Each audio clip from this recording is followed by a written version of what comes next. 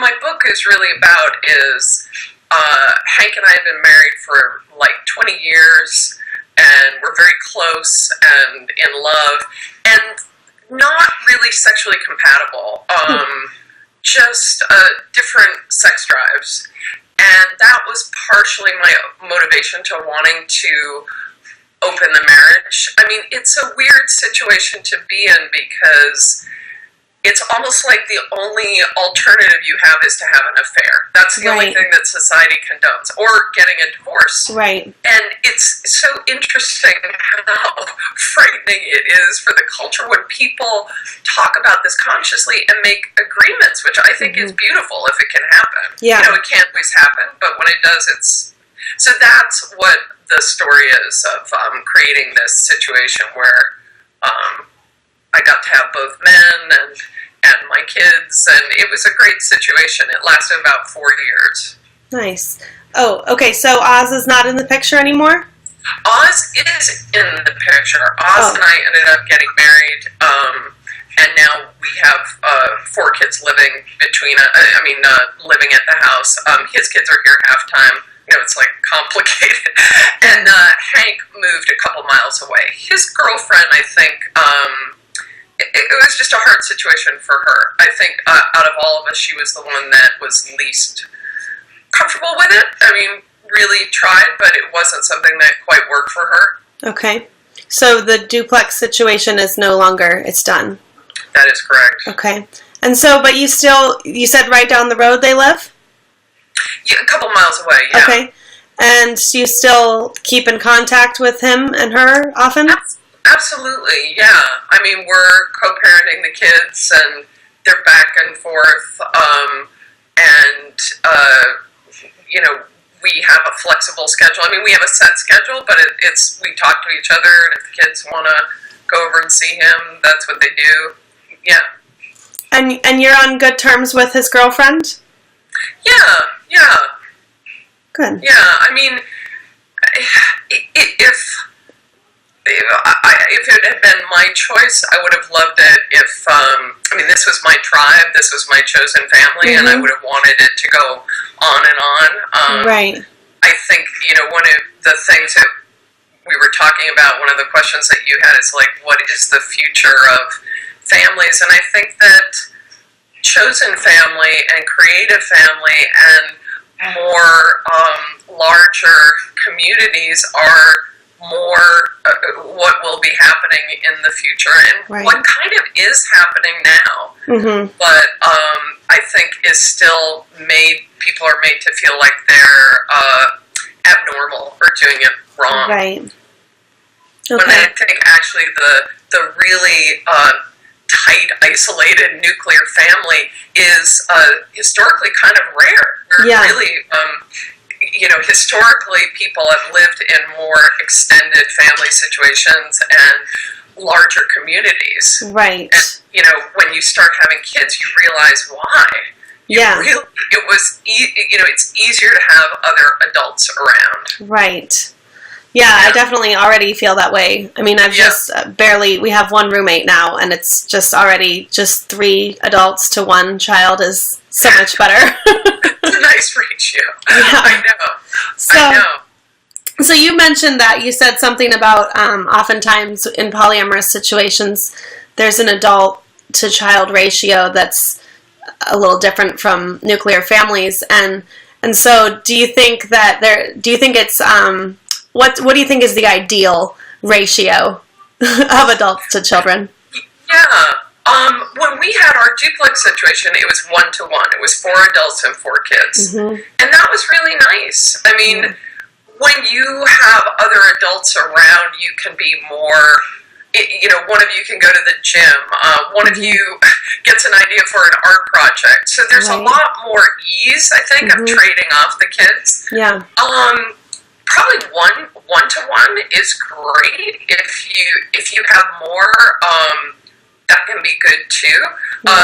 There was a kind of a nice balance of kid to adult energy in the 1-to-1 kind of ratio. Yeah. But, you know, it all depends on who the adults are and what their temperament is and what the needs of the kids are. So I think different things work, but I think that village mentality is really great when you're parenting kids. Yeah, I feel like now that I know what I know, only 4 years into parenting, I feel like parents should never be outnumbered by kids. I know how people do it. I know you hear of stuff like, the one, oftentimes the mother with 3 kids or 4 kids. I remember calling my aunt, she had 4 kids and was alone a lot of the time. Really hard. You really see why women have gotten depressed, have gotten worn out. Yeah.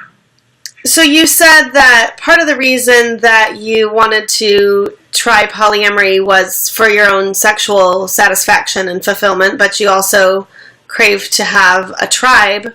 And do you feel like that's been achieved, or do you feel like your kids, during those 4 years that you did all live together, and even still now that you're not all living together, do you feel that your kids benefited from that? I think it was a great situation for them. When it was happening, it was a great situation for them, and I was so sad when it ended. I think that, as I said, if I could have had it gone on and on, I would have had it gone on and on. I mean, I think tribe and chosen family and our communities are challenging sometimes because people's needs change, and anybody who's in an open marriage, a polyamorous situation, knows that when people's needs change, you don't want to shame them, you don't want to try and talk them out of it, and situations change. Right.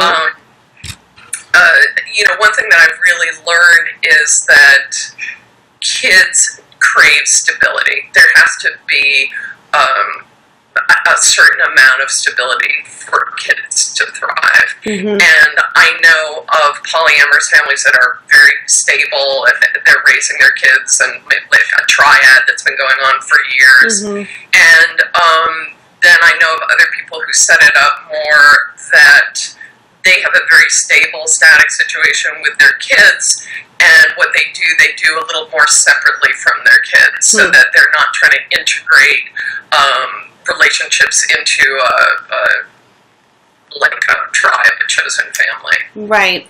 So different people do it different ways, yeah. And I heard you say in another interview that you had sort of a inner circle, with the duplex, but that you were trying to keep it somewhat stable for them by not introducing them to other partners that you had? That's more where I am now. Okay. I feel like, well, first of all, my situation has changed where it's mainly Oz and I with 4 kids. And although the kids, my 2 kids go off and see Hank.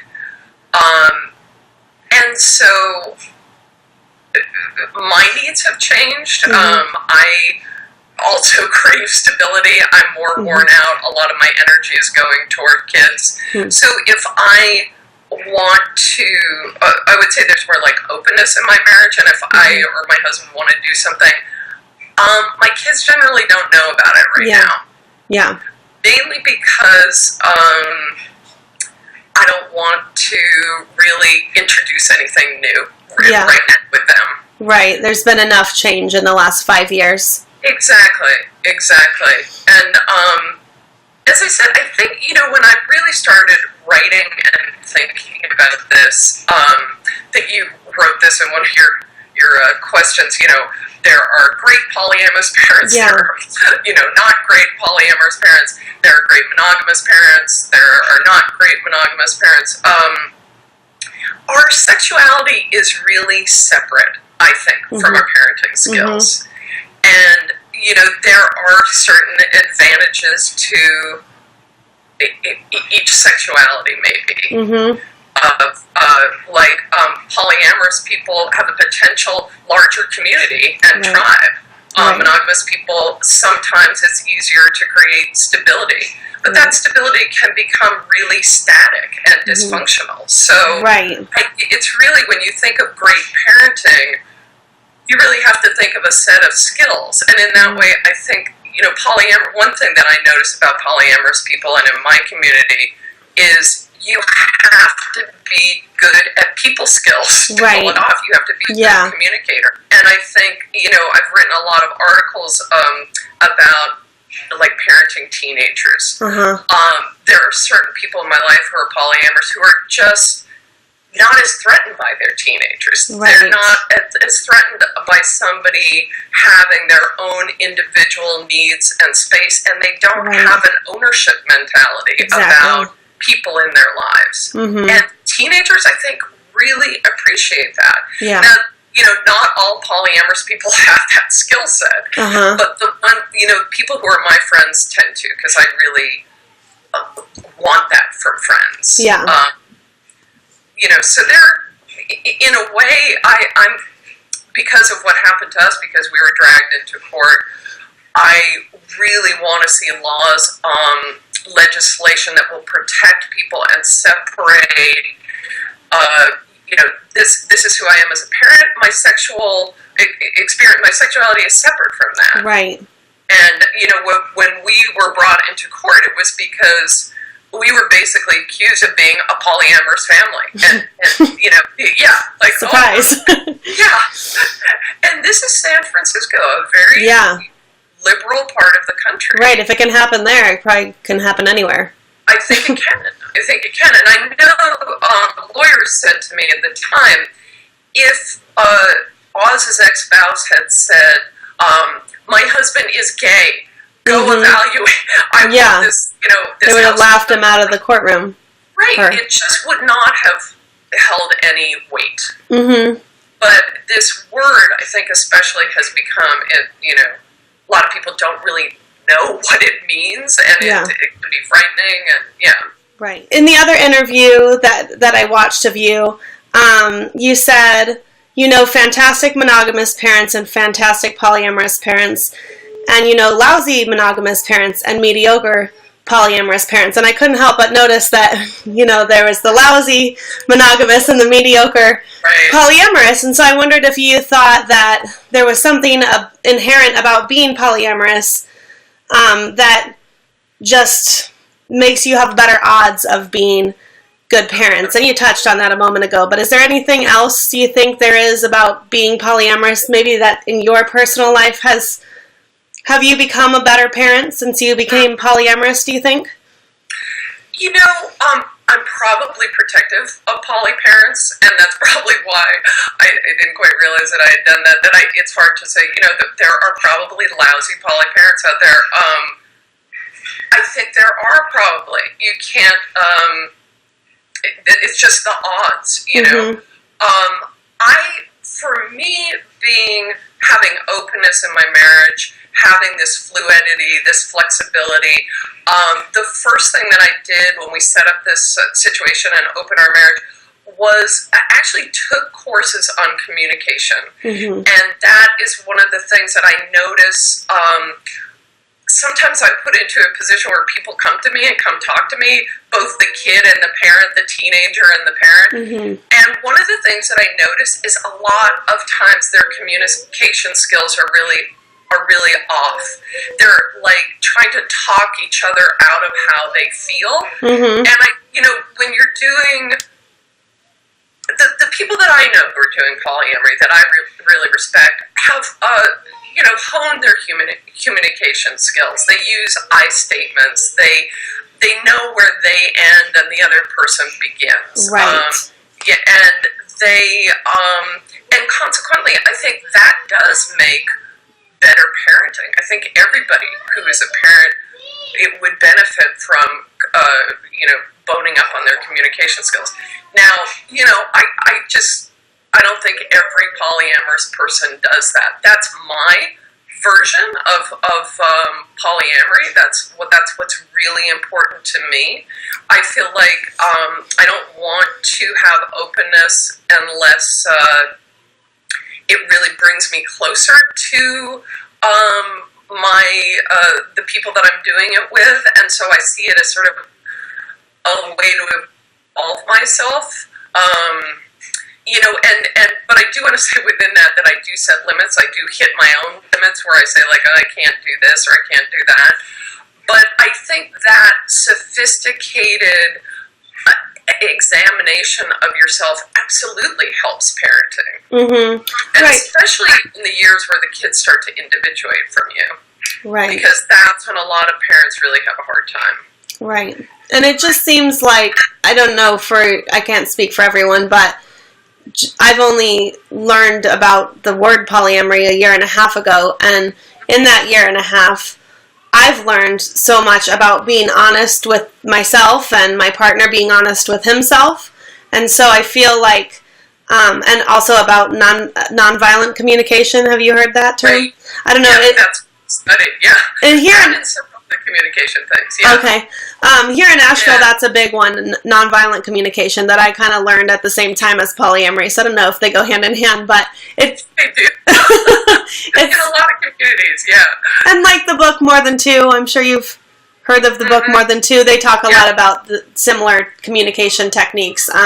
Because like you said, I mean, how would you manage communicating with all of these different partners and working out all of the the various needs and how to meet all of the needs? It seems like there's a lot of negotiating and problem solving, and like you said, I statements, I feel this way. I'm not taking ownership of my feelings. I'm not blaming you. So if you have those kind of communication skills with adults, which I'm not saying that monogamous people can't have those communication skills, but it seems that if you're going to last very long in polyamory, you kind of have to have those communication skills for relationships to survive. So maybe somehow that makes you a better parent as well. I don't know. Oh, I think it does. Yeah, I mean, Franklin and Eve's book, More Than Two, they're part of a group that I'm a part of, and it's a larger group of poly people, and the communication, the articulate emails that are sent back and forth are just beautiful, and the respectfulness, and I think a lot of communities are doing that. That's funny that that's the first book I read too on nonviolent communication. Yeah. And really studied it and found it to be fascinating, and I use it all the time with my kids. Yeah. I mean, the things that I do with my teenage daughter is come to her and say, I'm worried about this situation, or I want to keep you safe. That's really different than you're doing it wrong, you're bad, I'm grounding you. Right. Those are all kind of judgment, ownership mentality, kind of thing, which is very prevalent in a lot of relationships, and just sort of taken as a common thing that people do.